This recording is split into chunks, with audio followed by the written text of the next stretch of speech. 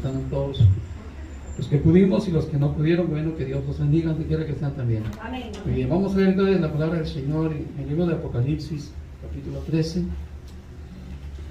del verso 1 en adelante. Amén, gloria al Señor Jesús. ¿Sí? Claro, hermano, ¿se oye bien? ¿Sí me escuchan? Muy bien. Amén, gracias a Dios.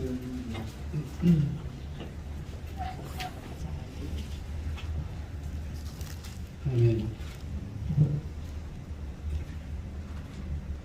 Apocalipsis capítulo 13, el verso 1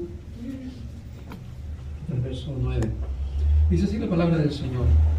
Me paré sobre la arena del mar y vi subir del mar una bestia que tenía 7 cabezas y 10 cuernos, y en sus cuernos 10 diademas, y sobre sus cabezas un nombre blasfemo.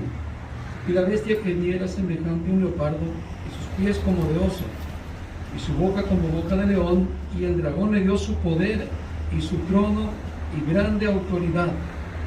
Vi una de sus cabezas como herida de muerte, pero su herida mortal fue sanada, y se maravilló toda la tierra en pos de la bestia. Y adoraron al dragón que había dado autoridad a la bestia, y adoraron a la bestia diciendo: ¿quién como la bestia? ¿Y quién podrá luchar contra ella? También se le dio boca que hablaba grandes cosas y blasfemias, y se le dio autoridad para actuar 42 meses. Y abrió su boca en blasfemias contra Dios, para blasfemar de su nombre, de su tabernáculo y de los que moran en el cielo. Y se le permitió hacer guerra contra los santos y vencerlos. También se le dio autoridad sobre toda tribu, pueblo, lengua y nación. Y la adoraron todos los moradores de la tierra, cuyos nombres no estaban inscritos en el libro de la vida del Cordero que fue inmolado desde el principio del mundo. El verso 9, verso 9, si alguno tiene oído, oiga. Está ahí nomás. Muy bien, ¿qué le parece si le damos gracias al Señor por este momento que hoy nos permite Él para hacernos reflexionar, para amonestarnos, enseñarnos, corregirnos y para alentarnos también?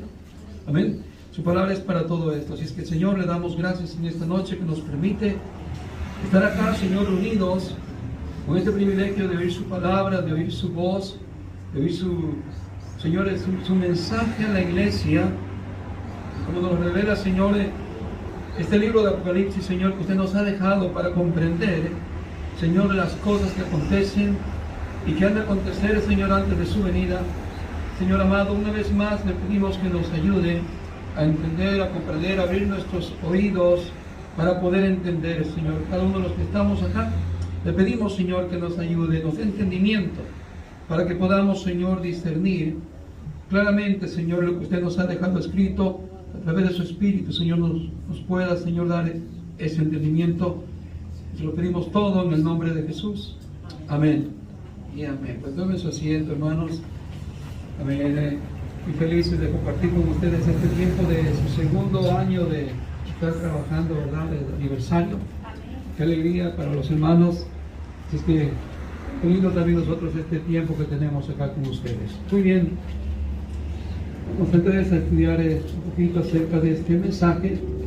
Vemos ahí en la escritura, hermano, que habla de las dos bestias, que habla el libro de Apocalipsis, para darnos un mensaje, hermanos, a la iglesia.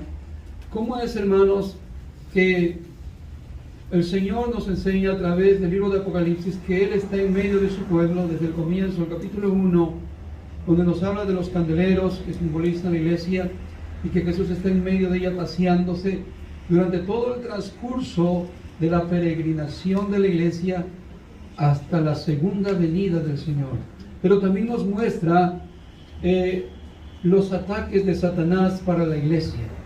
Y uno de estos son estos que hemos leído hoy, que Satanás, hermanos, sabe que le queda poco tiempo, porque él ya ha sido enjuiciado. Cuando Jesús vino, dijo: el príncipe de este mundo ya ha sido sentenciado.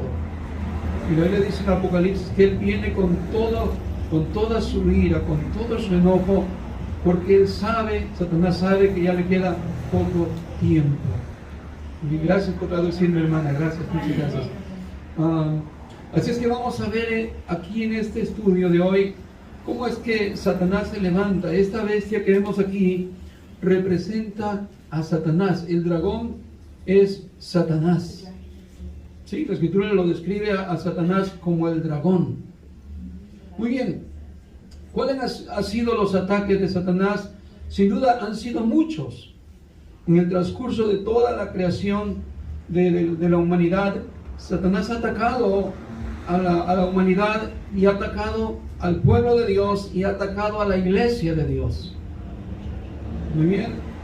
Por ejemplo, vemos hoy en día en el ataque acerca de tantas religiones que existen hoy en día, ¿no es cierto, hermanos? Ustedes son testigos, cientos y cientos de religiones con diferentes credos, diferentes doctrinas, diferentes nombres de denominaciones, y todo eso, hermanos, hoy en día, ¿qué es lo que nos muestra?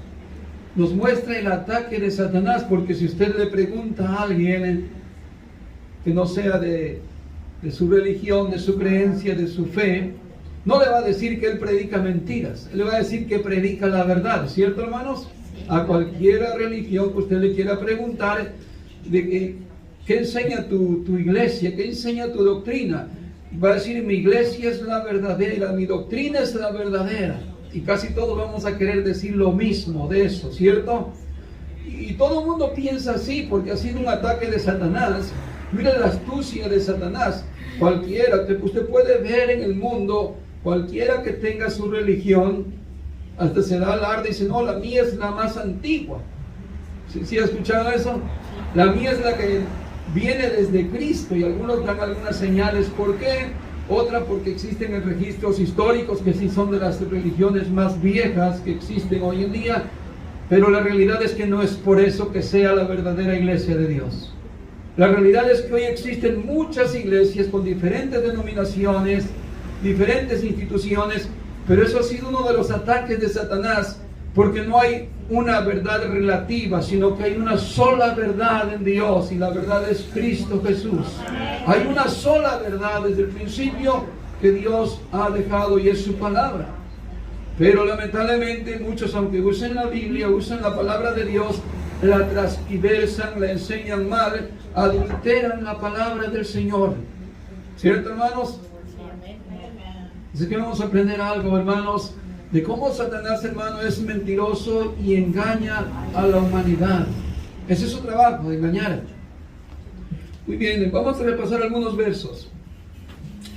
En el versículo 1 dice, hermanos, que esta bestia tenía 7 cabezas y 10 cuernos. ¿Qué representan aquí las 7 cabezas, los 10 cuernos y las 10 diademas? Representan las multiformes formas que Satanás tiene para atacar a la iglesia. No es solamente una forma, tiene muchas formas de cómo engañar a la humanidad. No crea que tiene solamente una, no, tiene sin duda un sinnúmero de cosas que ha hecho, no solamente en este tiempo presente, sino en la antigüedad, y desde que el hombre existe, Satanás ha tenido muchas ideas y muchas formas de engañar a la humanidad. Y eso representa aquí esta bestia de muchas cabezas, son muchos pensamientos, muchos cerebros, a la vez muchas ideas para engañar a la humanidad. Y pasa una generación y le engaña con una cosa, viene otra generación y le engaña con otra cosa.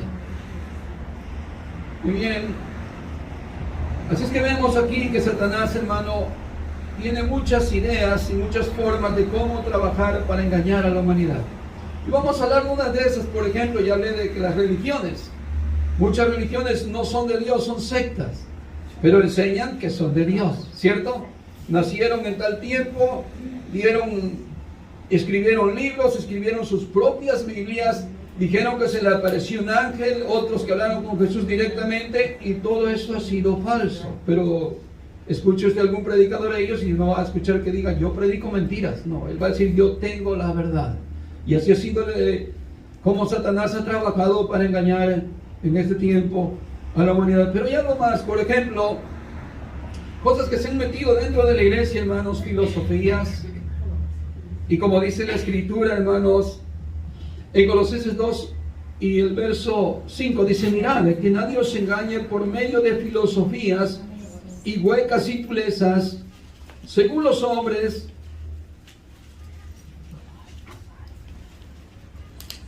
o según las tradiciones de los hombres, y no conforme a los y no según Cristo. Amén.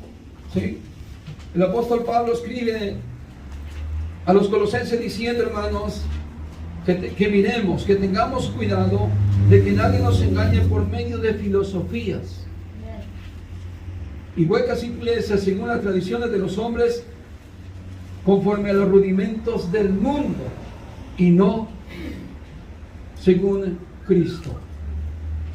No sé si ha escuchado usted esta idea que se ha metido o está dentro del cristianismo en general, vamos a decirlo global.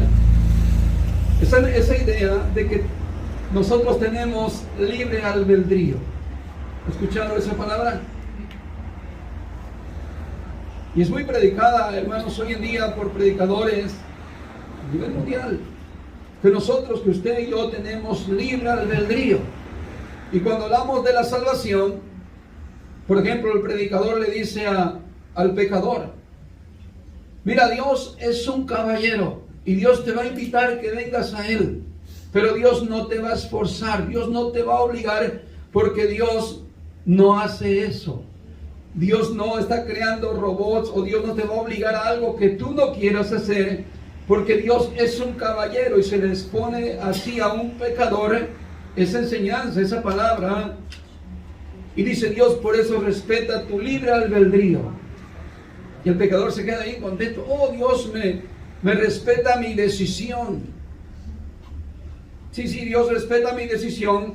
Y quiere decir que entonces va a ser cuando yo quiera ser salvo, que yo puedo irme al mundo a pecar, hacer y deshacer lo que yo quiera en mi vida. Y al final de mis días, cuando a mí se me antoje mi voluntad, mi libre albedrío, porque no es Dios quien me está obligando, sino es cuando yo quiera, yo entonces voy a volver y le voy a decir a Dios: aquí estoy, quiero que tú me salves, quiero que tú me des la salvación.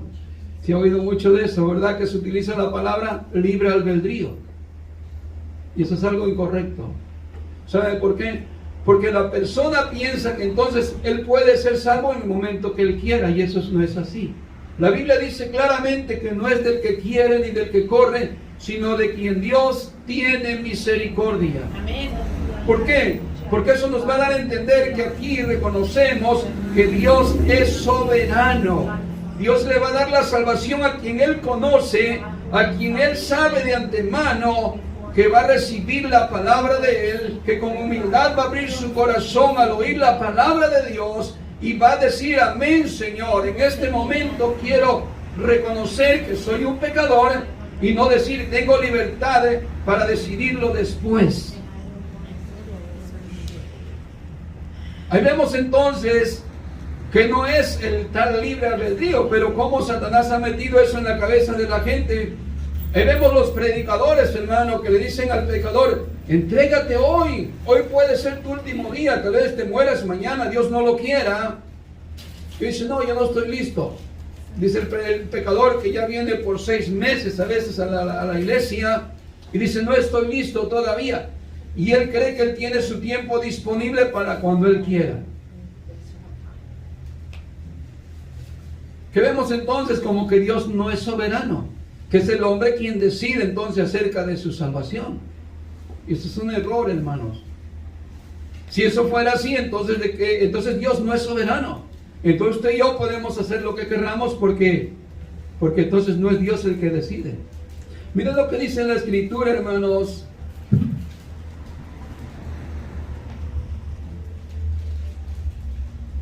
En Romanos capítulo 8 y el verso 29. Dice: así que no es del que corra o quiera, sino de que Dios tenga misericordia. Porque a los que de antemano conoció, también los predestinó a ser hechos conforme a la imagen de su Hijo, para que Él sea el primogénito de entre muchos hermanos. A los que predestinó, a esos también llamó. A los que llamó, a esos también justificó. Y a los que justificó, a esos también glorificó. ¿Qué nos quiere decir la Escritura? Que no es del que quiere y del que corra, no es de la voluntad del hombre el que él sea salvo. No es de la voluntad del hombre, es de la voluntad de Dios. Esta palabra de la predestinación es algo muy importante de entender. Que Dios dice que Él ha predestinado a los que son salvos. ¿Qué significa? Que Dios en su soberanía ya sabe quién es salvo incluso antes de nacer. Porque Dios conoce todas las cosas. Dios es omnisciente. Dios conoce el futuro. El futuro para Él ya es presente. Para nosotros no, pero para Dios ya es presente. El futuro Dios lo sabe. Por eso Él, antes de que naciésemos, Él sabe si vamos a ser salvos o no vamos a ser salvos. Y ahí la mentira de que yo tengo libre albedrío para tomar la decisión de ser salvo o no. Es un engaño de Satanás. Le hago una pregunta, por ejemplo, ¿usted dónde nació? ¿En qué país nació? ¿Ahí eligió usted nacer? ¿Dónde le gustaría haber nacido? Mínimo aquí en este país con papeles, ¿no? ¿Usted eligió ser chaparrito, chato, narizón? ¿Cómo? ¿Usted eligió con su libre albedrío? ¿Así moreno o blanco? ¿O cómo? ¿Usted fue el que eligió? Para que veamos ese engaño del libre albedrío. Claro, Satanás te mete eso en la cabeza. ¿Y cuánta gente anda allá afuera con su libre albedrío pensando, un día yo voy a ser salvo cuando yo quiera, cuando yo regrese? Y ahí las artimañas de Satanás. ¿Sabe? Tal vez el único que tuvo libertad y libre albedrío fue Adán, pero antes de pecar. Porque Dios le dijo, no comas del fruto del huerto que está en medio, o del fruto que está en medio del huerto. Y él, como no tenía pecado, probablemente él sí tenía la libertad, pero ¿qué decidió? Decidió desobedecer a Dios y decidió pecar. Pero de ahí en adelante la Biblia nos enseña que todos los hombres desde Adán, todos hemos pecado. Nuestro hermano Romanos 5:12 dice, por cuanto el pecado entró al mundo por un hombre y por la muerte, y por el pecado la muerte, así la muerte pasó a todos los hombres. Por cuanto todos pecaron y están destituidos de la gloria de Dios. Quiere decir que un ser humano, no al nacer, sino cuando ya está dentro del vientre, ya tiene la descendencia de pecado, ya tiene el ADN de pecado, ese niño al nacer. Ya vienen los genes, ya está ahí. Según la Biblia, todos los seres humanos somos pecadores desde el momento en que el niño queda engendrado. Aunque todavía no ha desarrollado los pecados cuando nace, ¿cierto? Pero cuando empieza a crecer enseguida se le empiezan a ver las manifestaciones de los pecados, ¿cierto? A los niños no les enseña a mentir, no les enseña a hacer el pecado. Solitos vamos aprendiendo según vamos creciendo. ¿Cierto, hermanos? La Biblia enseña que no hay justo ni siquiera uno, dando a entender que nosotros venimos de una simiente pecadora. Dándonos a entender también la Escritura de que el príncipe de este mundo, Satanás, gobierna a aquellos que están sin Cristo. ¿Cómo estábamos usted y yo antes de Cristo? ¿Dónde estábamos? ¿Cómo vivíamos? Gente que andaba en drogas, en alcohol, en pecado. Y no era que a veces queríamos estar ahí, pero éramos esclavos, no teníamos libre albedrío. Claro, hoy somos libres porque Jesús dijo, conoceréis la verdad y la verdad os hará libres. No es que hemos tenido nosotros ese libre albedrío de decir yo elijo este tipo de vida. Ha sido el Señor que ha roto las cadenas de Satanás que estaban en nuestras vidas, que nos había engañado Satanás, pero que Cristo Jesús rompió nuestras cadenas. Queremos ahí entonces que no hay tal libre albedrío. Mira, el hombre no se puede salvar a sí mismo, el hombre no se puede resucitar a sí mismo. Y la Biblia dice que el hombre desde que nace ya está muerto espiritualmente.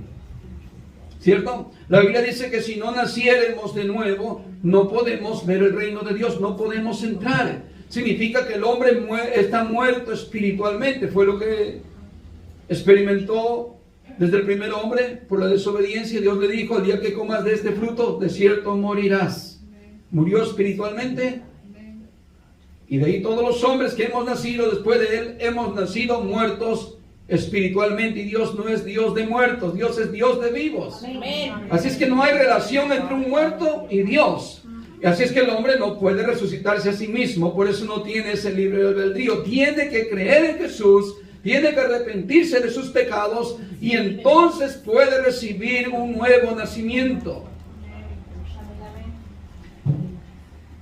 Amén. Por lo tanto, cuando nace está condenado, y así es que no puede salvarse a sí mismo. De igual manera, podemos ver, hermanos, otras prácticas, algo parecido en el mundo cristiano. Es que decimos, los niños no tienen pecado. Por eso a veces practicamos el bautismo de jovencitos, digamos de los 13 años promedio, ¿cierto? Porque decimos, los niños no tienen pecado. Y hasta le ponemos un número por ahí de edad. No, pienso que como a los 7 ya está perdiendo la inocencia. Pero esto es algo incorrecto. La Biblia dice que los niños nacen en pecado. Nacemos en pecado. Claro, no significa que están cometiendo pecados de niños, ¿cierto? Habrá un juicio para ellos muy diferente al de nosotros que hemos cometido pecado, porque Dios no es injusto. Y Dios no condenará al impío juntamente con el que no es impío.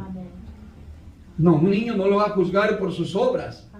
Por eso Cristo murió por todos nosotros los pecadores. Incluso nosotros, aún siendo pecadores, el Señor nos ha perdonado y nos ha justificado. ¿Cómo no puede perdonar entonces a un niño que muera antes de su juventud, antes de que practique pecado? ¿Se entiende? Digo porque es algo parecido como la iglesia tradicional, que ya bautizan a los niños de pequeñito porque según ellos ya lo hacen miembros de Cristo o del cuerpo de Cristo, y es falso. Pero igual no podemos, hermanos, ser engañados en el cristianismo, en el mundo del evangelio, de que ignoremos, hermano, estas cosas que Satanás ha puesto en las iglesias, que ha llevado, hermano, muchos errores teológicos, bíblicos, y que la gente se cree que tiene libre albedrío. No, hermano, no tenemos libre albedrío. Para la salvación la obtendremos. Claro, necesitamos arrepentirnos, buscar a Dios de corazón, rogar para que el Señor nos perdone. Pero de Él depende la salvación. No depende de nosotros, no depende de mí, no depende de mis buenas obras, no depende de lo que yo haga bien para que pueda ser salvo. Depende de Él, que nos quiso dar la salvación por gracia. ¿Cuántos decimos amén? Amén. Muy bien, mira lo que dice 2 Timoteo 2:19. Dice: no obstante, el sólido fundamento de Dios permanece firme, teniendo este sello: el Señor conoce a los suyos, y que se aparte de iniquidad todo aquel que menciona o invoca el nombre del Señor. Así es que no hay tal libre albedrío, sino que el Señor conoce a los que son suyos. Si eso fuera que todo el mundo se va a salvar en el momento que ellos quieran, es algo que no concuerda con lo bíblico. No concuerda. En San Juan capítulo 15 y el verso 16 dice así: no me elegisteis vosotros a mí, sino que yo os elegí a vosotros. ¿Qué es lo que vemos ahí? Vemos la soberanía de Dios. Usted no eligió a Dios. Yo no elegí a Dios. ¿Sabe por qué? Piense un momento. Cuando usted nació, ¿tenía fe? ¿Verdad que no? ¿Y cómo es que usted iba a elegir a Dios? ¿Sin conocer a Dios? ¿Sin tener fe? Por eso Jesús aquí está diciendo en su palabra: no me elegisteis vosotros a mí, sino que yo os elegí a vosotros. Amén. Para que respetemos y comprendamos que no es de nosotros, sino que es de Dios, la soberanía de Dios. Amén. Y Dios dice en su palabra, hermano, que los que Él quiere endurecer, endurece. Y uno los escoge para honra y otro los escoge para deshonra. Y vemos en Faraón un vaso utilizado por Dios, endureciendo el corazón para mostrar a Dios su poder desde aquel tiempo hasta el tiempo de hoy. Para que conozcamos que ese alfarero toma una misma masa y de una masa saca diferentes vasos, dice, para el uso. Unos para honra y otros para deshonra. Ahora luego, ¿es Dios injusto? No. Lo que pasa es que Dios conoce los corazones. Nosotros conocemos lo exterior, vemos el vestir, vemos la apariencia, pero Dios que conoce todo, por eso dice que Él sabe quiénes son los suyos, quiénes son los que son escogidos y los que son salvos. ¿Se entiende eso? Y así vamos comprendiendo más que entendemos la soberanía de Dios. Amén, aleluya. Y si somos salvos es porque Dios así le ha placido en su grande misericordia. Para que no nos exaltemos y no nos hinchemos de creer que somos algo. ¿Se entiende? Porque muchos podemos pensar, ay, yo busqué a Dios. Yo busqué. Y el ego, el creernos algo. Y no reconocer que ha sido Dios el que así le plació esto. Usted nació porque Dios quiso. Y si Dios lo apartó es porque Dios quiso. Y si Dios va a hacer, hermano, que usted viva una vida para dar testimonio para Él, es porque Dios lo quiso. En nada tenemos que exaltarnos como hijos de Dios. Y como creyentes que seamos, en nada. Porque si Él nos preparó de antemano para esto, tenemos que darle gloria a Dios. Porque Él es el creador de todas las cosas. Y todo lo que hizo, lo hizo para gloria de su nombre precioso. No para gloria nuestra. Amén, hermanos. Muy bien. Veamos otro tema más, hermano, acerca de lo que en la iglesia también Satanás, hermanos, se ha metido. Como sutilezas huecas, filosofías. Ha oído, por ejemplo, acerca de enseñanzas de la fe, que a veces hablamos como orgullosamente, yo tengo mi fe, hermano. Yo tengo una grande fe. Y a veces hasta presumimos que somos más de fe que otros hermanos. ¿Sí? Ahora vamos a aprender si verdaderamente tenemos que hablar así de nuestra fe. Porque a veces hasta juzgamos a otros hermanos que porque le está yendo mal, que porque no ha prosperado, que porque no tiene algo. Y decimos, hermano, es por su falta de fe. Y le está yendo mal porque no tiene fe. Y hasta presumimos nuestra fe. Míreme a mí como yo sí, con fe, me ha ido bien. Me acuerdo de una hermana que hace tiempo encontré y evangelicé en la calle. Y decía que iba a una iglesia que se llama Pare de Sufrir. No quería decir el nombre, pero lo digo para que sepa. No voy a creer ahí. Y ahí le sacan mucho dinero. Y predican mucho lo que es la prosperidad. ¿Se entiende la prosperidad?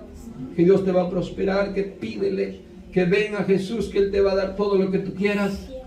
Solamente da tu diezmo, tu ofrenda, y si tienes lo de la renta y quieres hacer un pacto con Dios, trae lo de la renta, y todo te sacan. Y una hermana la encontré y digo, y ya le dice, yo voy a estar en la iglesia, ok. ¿Y usted en verdad cree cuando le están diciendo que Dios lo va a prosperar? Sí, dice, porque yo veo a mis pastores que están bien prosperados. No, digo, ¿y eso usted cree que eso es de parte de Dios? Yo creo que sí, porque dejaron todo, eran abogados, eran licenciados, y dejaron, dice, todo eso por servir a Dios, así son tan humilditos. Digo, ¿y usted qué? ¿Usted ya prosperó? No, dice, todavía no, usted cree. ¿Y a qué cree que se deba? Si usted ha dado, ha cooperado. Es cierto, dice. Y daba vuelta en su cabeza. Ya sé, dice, mis pastores me han dicho que es por mi falta de fe, dice. Después de que le sacan el dinero, todavía los humillan. ¿Se da cuenta? Y en eso quiero hablar, hermanos. La fe de Dios, no es una fe que nosotros tenemos de nosotros mismos. Amén. La fe que viene de Dios, hermano, es el medio que Dios mismo dejó para que usted y yo pueda tener la salvación. Y si no tiene la fe de Dios, usted no puede ser salvo. Lamentablemente, no podemos ser salvos sin la verdadera fe de Dios. Según la Escritura, mire lo que dice en Romanos capítulo 3.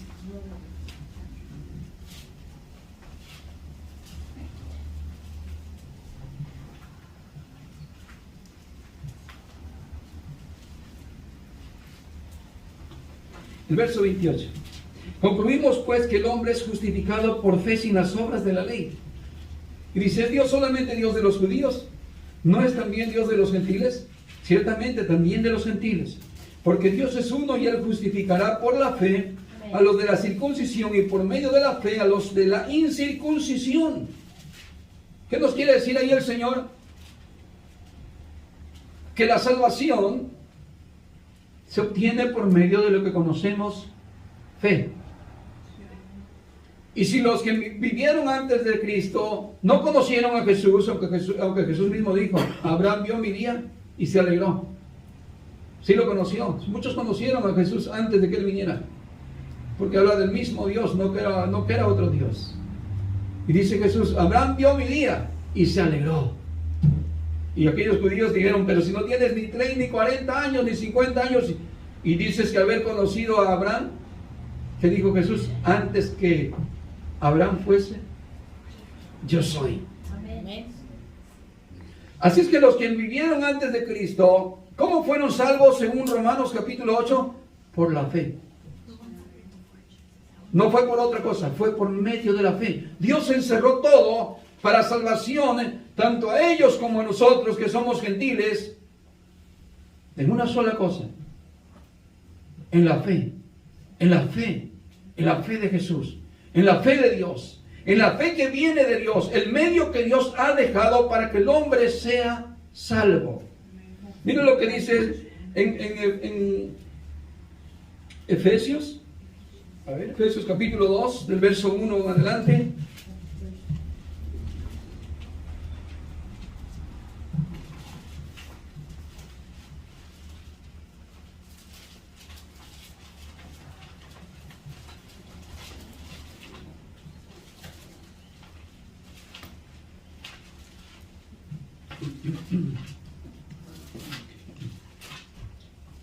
¿No los estoy durmiendo, hermanos? No. Aleluya. Yo me estoy enseñando a no gritar mucho, hermanos, para predicar. Amén. Ya vengo ya de un contexto de puro grito y poca enseñanza, poca Biblia. Amén. Ya vengo de un mundo así. Y me disculpa si ustedes extrañan ese tipo de gritos, pero yo trato de irme educando. Amén. La Biblia enseña que Dios es un Dios de orden. Amén. Y tenemos que aprender a ser ordenados en la casa de Dios. Sí, amén. Amén. Dios es un Dios ordenado. Todo lo que hizo es perfecto. Pero yo sé que venimos de un trasfondo a veces un poco equivocado.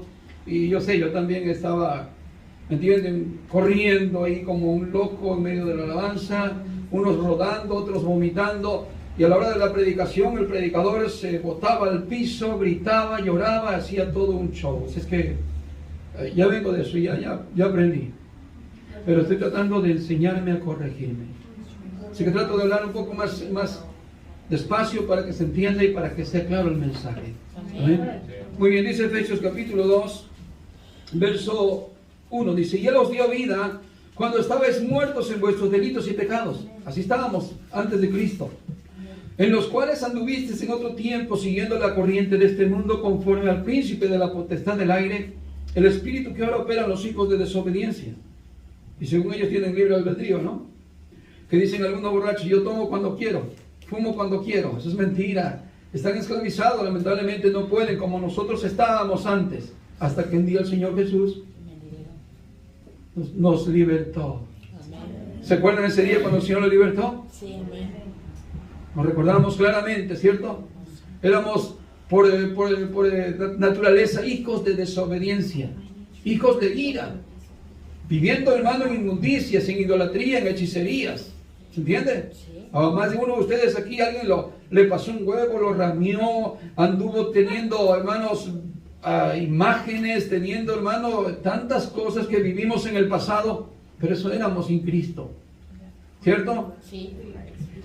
Muy bien, dice el verso, ¿cuándo nos quedamos? Verso 3, entre los cuales también todos nosotros vivimos en otro tiempo en los deseos de nuestra carne, haciendo la voluntad de la carne y de los pensamientos, y éramos por naturaleza hijos de ira, lo mismo que los demás. Pero Dios, que es rico en misericordia, por su gran amor con que nos amó, aun estando nosotros muertos en pecados, nos dio vida juntamente con Cristo. Por gracia sois salvos. Y juntamente con Él nos resucitó, y asimismo nos hizo sentar en lugares celestiales con Cristo Jesús. Significa que tenemos parte, herencia, hermano, en la vida eterna. Verso 7. Para mostrar en los siglos venideros las abundantes riquezas de su gracia, Amén. en su bondad para con nosotros en Cristo Jesús. Amén. Porque por gracia sois salvos, por medio de la fe, y esto no de vosotros, Amén. pues es don de Dios. Amén. ¿De quién es la fe? De Dios. Y porque yo a veces me glorío diciendo yo tengo una grande fe. Eso es mentira. Eso es lo que Satanás ha querido engañarme a mí. Y decirme, a presumirle a alguien, decir, no, yo tengo una grande fe, hermano. Y si tú crees ahorita puede pasar el milagro, y así hacen los predicadores, hermano. Hasta te ofendes si no recibes el milagro porque no tuviste fe, hermano. Te dicen, estoy presumiéndote. ¿Qué dice la Biblia? Que por fe somos salvos. O por gracia somos salvos. Gracia es un regalo. Pero hay un vehículo, más bien dicho, que Dios ha dejado. Y sin ese vehículo, sin esa parte de Dios, no podemos recibir la salvación. ¿Por qué? Porque la salvación se recibe por la fe. Por eso dice el apóstol Pablo, por gracia sois salvos por medio de algo. ¿Por medio de qué? Por medio de la fe. Y esto no de ustedes. Usted nació muerto. ¿Qué fe iba a tener cuando tenía 1 año, 5 años, 10 años? ¿Qué fe tenía usted? Usted nació muerto en pecado. No tenía fe en Jesús. ¿Cómo nació? Nació muerto, destituido de la gloria de Dios. ¿Dónde estaba su fe si hubiera nacido con fe? Todos estábamos sin esperanza, sin Cristo. Pero esta fe vino de Dios. Esta fe es de Dios, esta fe es salvadora. Por eso no todo el mundo puede decir que es salvo si no tiene la fe de Dios.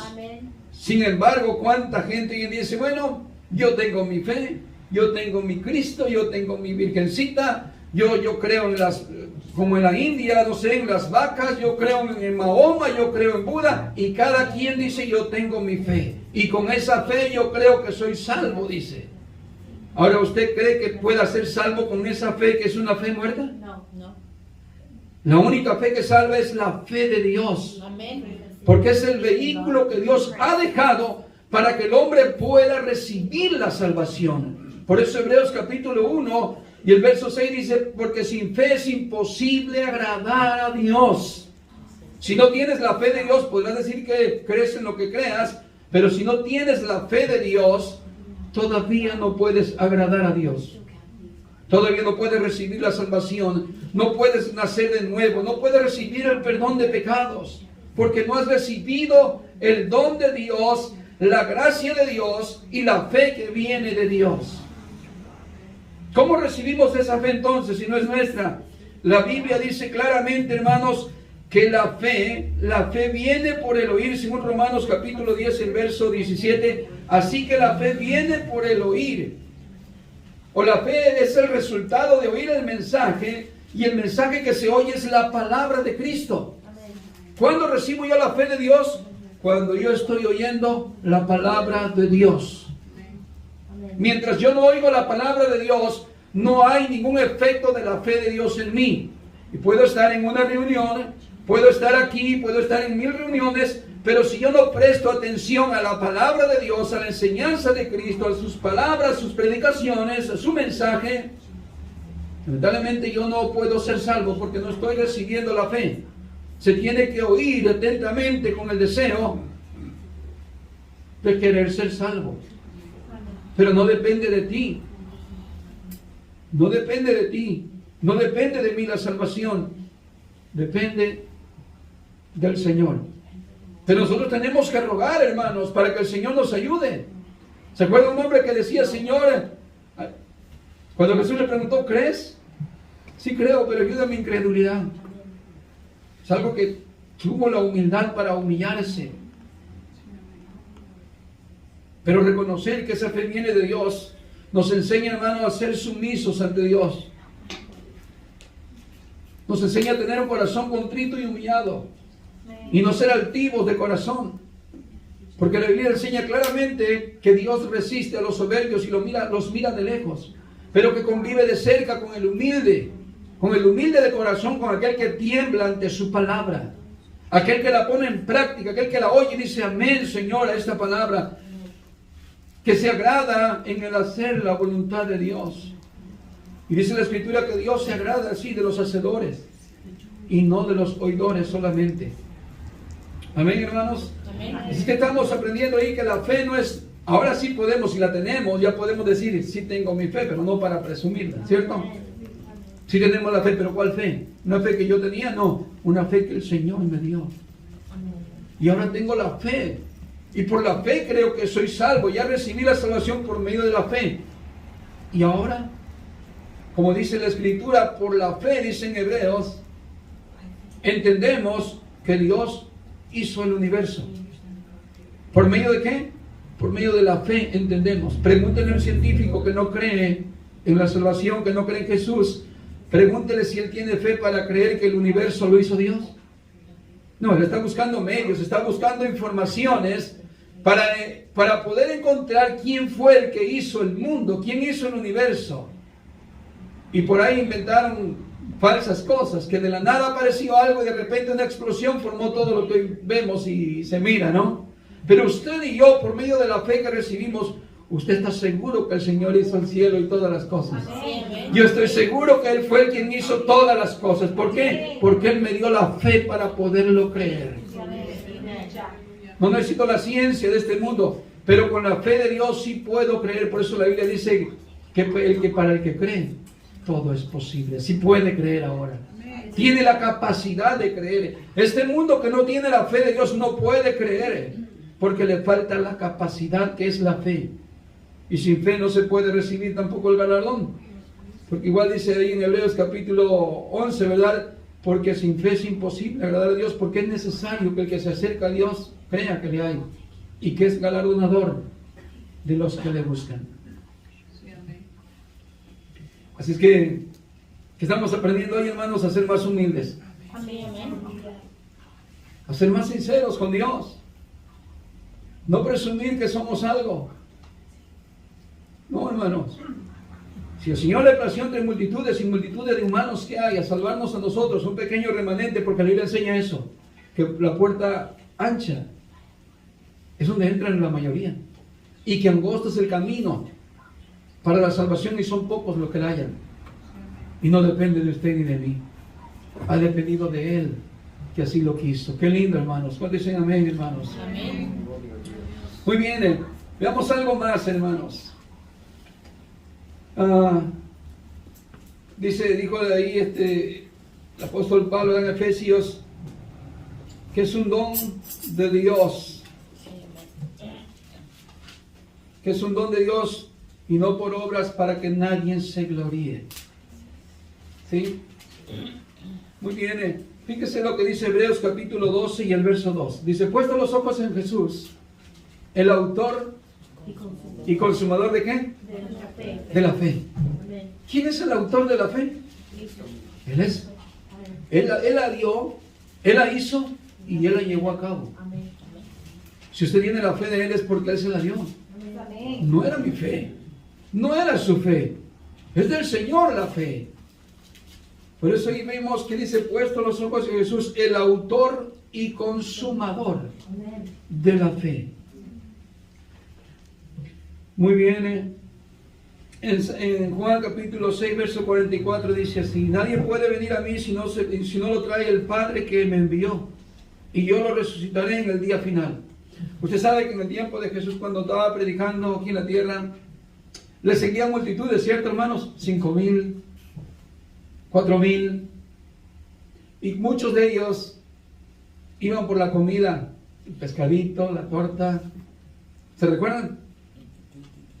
Y Jesús se molestaba porque decía, bueno, ustedes me siguen por la comida, no por las señales que hice. Señales para que se dieran cuenta que Él era el Mesías. ¿Se entiende?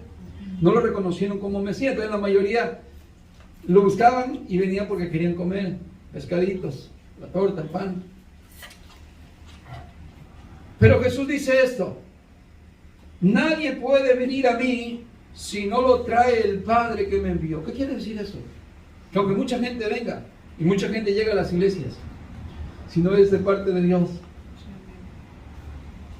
no recibe la verdadera fe. Pero cuando alguien viene de parte de Dios, el Señor le da fe. Le pone fe. Para que al oír la palabra de Dios, la fe le crece. La fe le aumenta. ¿Se recuerdan ustedes de aquel ciego llamado Bartimeo? Que gritaba: Jesús, hijo de David, ten misericordia de mí. Cuando pasaba ahí, la multitud decía: ya no des más voces, cállate. Jesús le dijo: tráiganlo.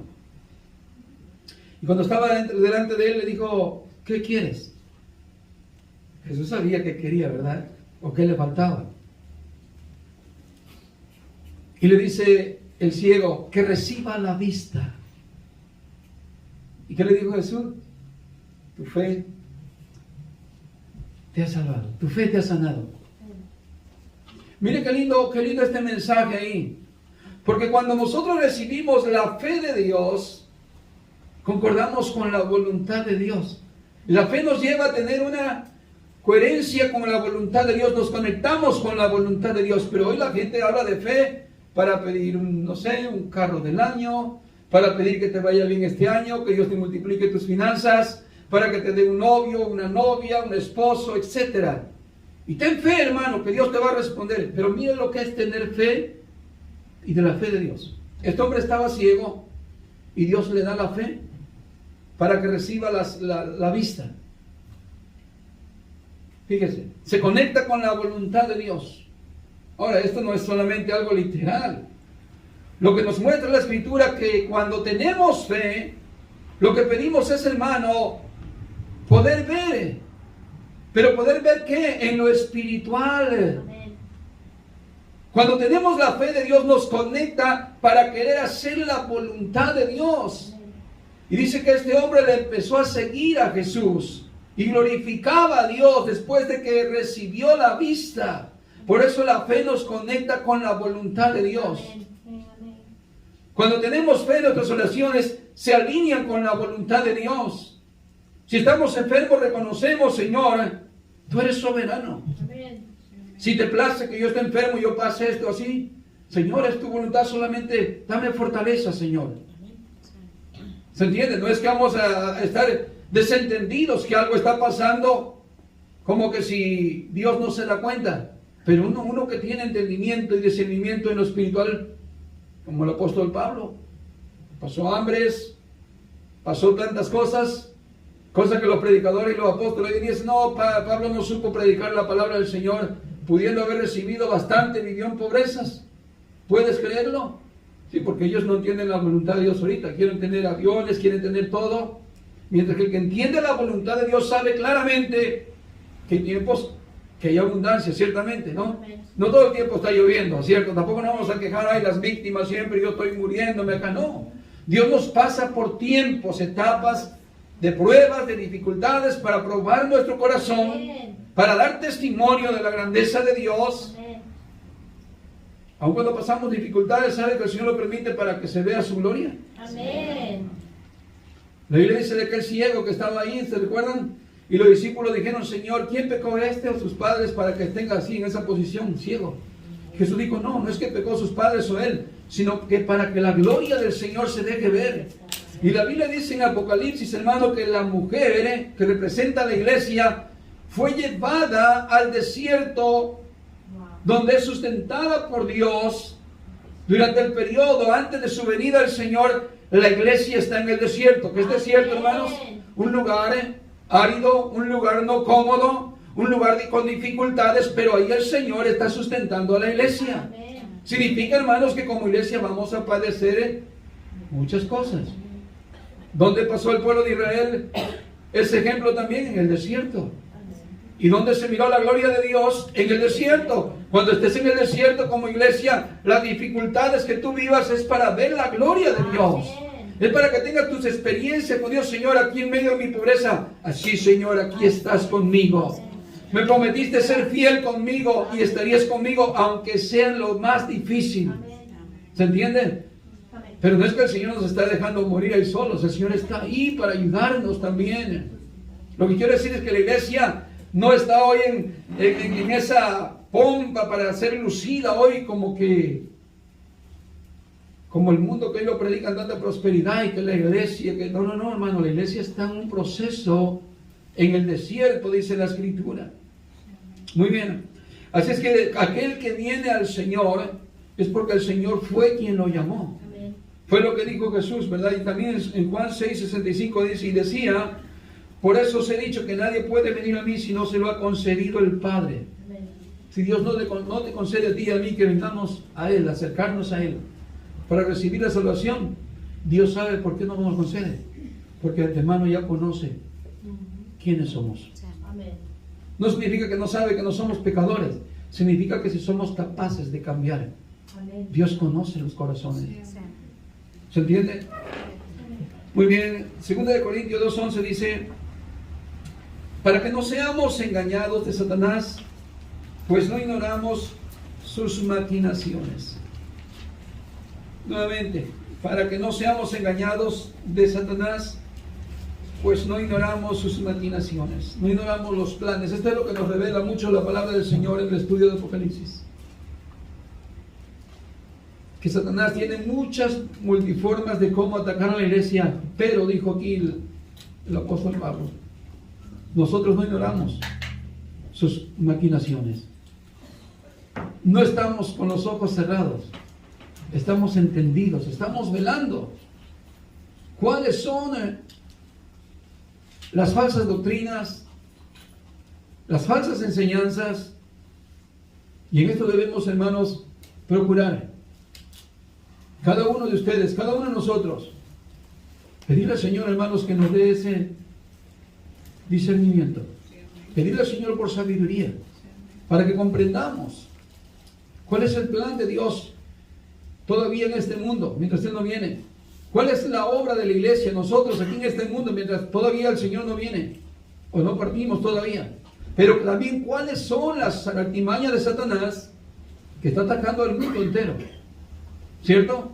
Podemos verlos en los gobernantes del mundo, cómo concuerdan uno con otro.